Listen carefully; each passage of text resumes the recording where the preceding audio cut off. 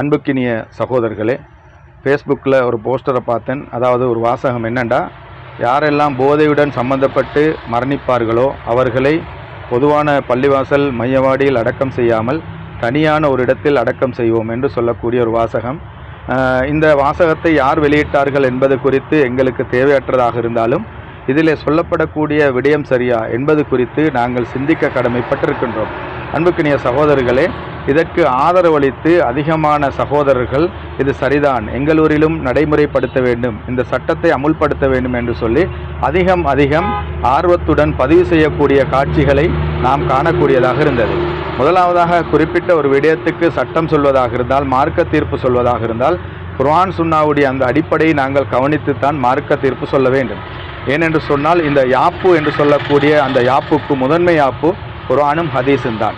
எனவே அன்பான சகோதரர்களே, குர்ஆன் சுன்னாவுடைய அந்த அடிப்படையில் ஒரு தீர்ப்பு இருக்க வேண்டும், அல்லது குர்ஆன் சுன்னாவுக்கு முரணில்லாத வகையில் இருக்க வேண்டும். அத்தோடு அறிவுபூர்ணமாக நடைமுறை சாத்தியமான ஒரு விடயமாக கருத்தாக இருக்க வேண்டும். அத்தோடு அரசாங்க சட்டத்திட்டங்களுக்கு முரணில்லாத வகையில் இருக்க வேண்டும். இந்த அடிப்படைகள் அனைத்தையும் கவனித்துத்தான் நாங்கள் மக்களுக்கு மார்க்க சட்டம், மார்க்க தீர்ப்பு, ஒரு நடவடிக்கை எடுக்க வேண்டும். அந்த அடிப்படையிலே நாங்கள் நடந்து கொள்ளாமல் எங்களுடைய மனோ இச்சையின் அடிப்படையிலே இது நல்லதுதான், இது கெட்டதுதான் என்று தீர்ப்பு சொல்வது, மார்க்க கருத்து சொல்வது இஸ்லாத்தின் பார்வையிலே தவறு என்ற ஒரு அடிப்படைக்கு கொண்டு செல்லும். ஏனென்று சொன்னால், நபி அவர்கள் சொன்னார்கள், மகான மின் சர்த்தின் லைசபி கிதாபில்லாஹி பஹுவ பாத்தில். அதாவது நீங்கள் அல்லாஹ்வுடைய வேதத்துக்கு மாற்றமாக ஒரு சட்டத்தை போட்டால் அது பாத்திலானது. வைன்கான மியத்த சர்த்தின், அது 100 விடுத்தம் இருந்தாலும் சரி என்று நபி அவர்கள் சொன்னார்கள். எனவே அன்பான சகோதரர்களே, ஒரு குறிப்பிட்ட விடயத்துக்கு, ஒரு தவறுக்கு நாங்கள் கண்டிக்கும் விதமாக திருத்தப் போகின்றோம், இது தவறு என்று சொல்லி ஆக்ரோசப்பட்டு நாங்கள் வரம்பு மீறிவிடக்கூடாது. எப்படி இஸ்லாத்தின் பார்வையிலே தவறு செய்வது குற்றமாக கருதப்படுமோ, அதே போன்று வரம்பு மீறி நாங்கள் சிந்திப்பது, செயல்படுத்துவது, நடைமுறைப்படுத்துவது குற்றமாக ஆகிவிடும். ஏனென்று சொன்னால், அல்லாஹ் தஆலா திருமறை குர்ஆனிலே சொல்லி காட்டுகின்றான், வலா தஹ்தது, நீங்கள் வரம்பு மீறி விடாதீர்கள், ஃபைனல்லாஹ லா யுஹிப்புல் முஹ்ததீன், அல்லாஹ் வரம்பு மீறியோரை நேசிக்க மாட்டான் என்று திருமறை குர்ஆனிலே சொல்லி காட்டுகின்றான். அப்போ நாங்கள் பார்க்க வேண்டும், இந்த குறிப்பிட்ட விடயத்துக்கு என்ன விடயங்களை நாங்கள் கையாளலாம். போதை விஷயத்துக்கு நபியலார் காட்டிய வழி என்ன? அப்போ நபி ஸல்லல்லாஹு அலைஹி வஸல்லம் அவர்களது காலத்திலே போதை பாவனை உள்ளவர்களை மரணித்தால் அவர்களை தனிமைப்படுத்தி அடக்கம் செய்தார்களா என்பது குறித்து நாங்கள் பார்த்தால் அந்த விதமான சொல் செயல் அங்கீகாரம் ஹதீஸ்களை நாம் தெளிவாக பார்க்க முடியவில்லை. அதே நேரம் நபி ஸல்லல்லாஹு அலைஹி வஸல்லம் அவர்கள் இந்த போதைப் பொருள் சம்பந்தமாக சொல்லும்போது, மா அஸ்கர கலீலுஹு மா அஸ்கர கசீருஹு ஃப கலீலுஹு ஹராம், அதாவது அதிகம் போதை தரக்கூடியது, குறைந்த அளவு போதை தரக்கூடியது அனைத்தும் ஹராம் என்று சொன்னார்கள். அப்போ தண்டனையிலே போதை சம்பந்தமாக வேறுபட்டு இருந்தாலும் கூட, போதையுடைய அளவு போதை என்று நாம் கருதுவதாக இருந்தால் அனைத்தும் போதை என்று, அதாவது சிறியது பெரியது அனைத்தும் போதை என்ற ஒரு அடிப்படைக்குள் தான் நபி அவர்கள் கொண்டு வந்திருக்கின்றார்கள் என்ற கருத்தை இந்த ஹதீஸிலிருந்து பார்க்கலாம்.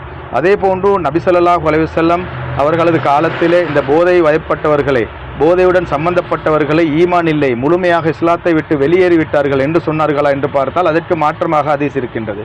அதாவது புகாரில் 6780வது செய்தி, அப்துல்லா என்று சொல்லக்கூடிய ஒருவர் பல தடவைகள் நபிகளாரது காலத்திலே தண்டிக்கப்பட்டார் இந்த போதை சம்பந்தப்பட்டதின் காரணத்தினால்.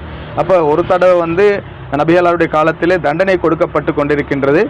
அப்போ மக்கள் இவருக்கு சஃபிக்க ஆரம்பித்தாங்க. அதாவது அப்போது நபி அவர்கள் சொன்னார்கள், லா தல்கனுஹு, அவரை சஃபிக்காதீர்கள். இப்போ வல்லாஹி, அல்லா மீது ஆணையாக, மா அலிம்து, நான் அறிந்திருக்கின்றேன், இன்னஹு யுஹிப்புல்லாஹ வ ரசூலஹு, இவர் அல்லாஹ்வின் ரசூலை நேசிக்கின்றார் என்று நபி அவர்கள் சொன்னார்கள்.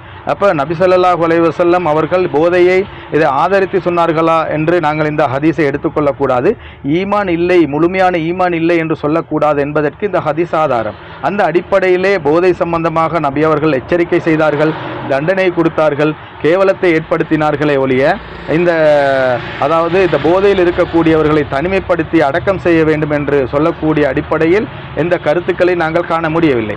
அதே நேரம் இந்த ஹதீஸ்களுக்கு மாற்றம் இல்லாத வகையில் அறிவுபூர்ணமாக இருக்குமா என்று பார்த்தால், இந்த தனிமைப்படுத்தி போதையிலே சம்பந்தப்பட்டவர்கள் மரணித்தால் தனிமையிலே அடக்கம் செய்வோம் என்று சொல்லக்கூடிய இந்த கருத்து அறிவுபூர்ணமா என்று சிந்தித்து பார்த்தால் இதை அறிவுபூர்ணம் என்றும் சொல்ல முடியாது. ஏனென்று சொன்னால், இறந்த மனிதனுக்கு தண்டனை கொடுப்பது போன்று இருக்கின்றது. அதே நேரம் போதையில் இருக்கக்கூடிய ஒரு மனிதனை நாங்கள் எச்சரிக்கை செய்தால் அவருக்கு எப்படி பயனளிக்கும் என்பதை நாங்கள் சிந்திக்க வேண்டும். நேரடியாக ஒரு தவறிலே சம்பந்தப்பட்டவரை திருத்தக்கூடிய விதத்தில் தான் ஒரு கருத்து இருக்க வேண்டும். சிலர் வாதம் சொல்வார்கள், இந்த மரணித்தவர்களை தனிமைப்படுத்தி அடக்கம் செய்வது அவருக்கல்ல, பின்னால் வரக்கூடிய மக்களுக்கு என்று சொல்வார்கள். அது பொருத்தமற்ற வாதம். ஏனென்று சொன்னால், ஒரு தவறுக்கு நாங்கள் தண்டனை கொடுப்பதாக இருந்தால், எச்சரிக்கை செய்வதாக இருந்தால், முதலாவதாக சம்பந்தப்பட்டவரை நேரடியாக சீர்திருத்தக்கூடியதாக, அவர் திருந்தக்கூடியதாகத்தான் அந்த சட்டம் இருக்க வேண்டும். அந்த அடிப்படையில் இந்த போதையில் இருக்கக்கூடியவரை மரணத்துக்கு பின்பு உங்களை தனிமையில் அடக்கம் செய்வார் என்று சொன்னால் அவருக்கு தாக்கம் செலுத்துமா? இல்லை. ஏனென்று சொன்னால் அவர் ஏற்கனவே போதையில் இருக்கின்றார். இதை பற்றி சிந்தனையற்றவர், குடும்பத்தை பற்றி அக்கறையற்றவர், சமுதாயத்தில் இருக்கக்கூடிய மதிப்புகள் போய்விடும் என்று சொல்லி எண்ணம் கொள்ளாதவர்.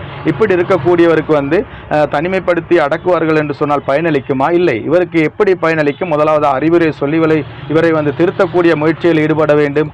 அது பயனளிக்கவில்லை என்று சொன்னால் அரசாங்க சட்டத்திட்டத்தை அணுகி இவரை திருத்தக்கூடிய அடிப்படையில் நாங்கள் நடைமுறைகளை கையாள வேண்டும். அல்லது சட்டத்துக்கு முரணில்லாத வகையில் இவரை கேவலப்படுத்தி அந்த மாதிரி கேவலத்தை ஏற்படுத்தி அந்த மாதிரியான முறையிலே இவரை சீர்திருத்தம் செய்ய முடியுமா என்று சொல்லி சிந்தித்து பார்த்து அந்த மாதிரியான விடயங்களை நாம் கையாளலாமே ஒழிய இவருக்கு இவரை தனிமைப்படுத்தி அடக்குவோம் என்று சொல்வது இவரை சீர்திருத்தம் செய்து விடுமா என்று பார்த்தால் இல்லை.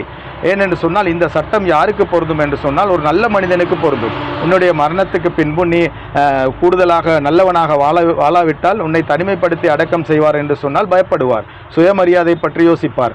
மரணத்துக்கு பின்பு எனக்கு ஒரு கேவலம் இருக்கின்றது என்பதை யோசிப்பார். அல்லது என்னுடைய சந்ததிகளுக்கு, குடும்பத்துக்கு ஒரு கேவலம் ஏற்பட்டுவிடும் என்றெல்லாம் சிந்தித்து தன்னை சீர்படுத்திக் கொள்வார். அப்போ இந்த சட்டம் நல்ல மனிதனுக்கு பொருத்தமே ஒழிய ஒரு கெட்ட மனிதன், அதாவது மதுபானம் அருந்தக்கூடிய போதையில் இருக்கக்கூடிய மனிதனுக்கு இது பொருத்தமற்றது என்பதை இந்த சந்தர்ப்பத்தில் சொல்லிக் கொள்கின்றேன். அஸ்ஸலாமு அலைக்கும் வரஹ்மத்துல்லாஹி வபரகாத்துஹு.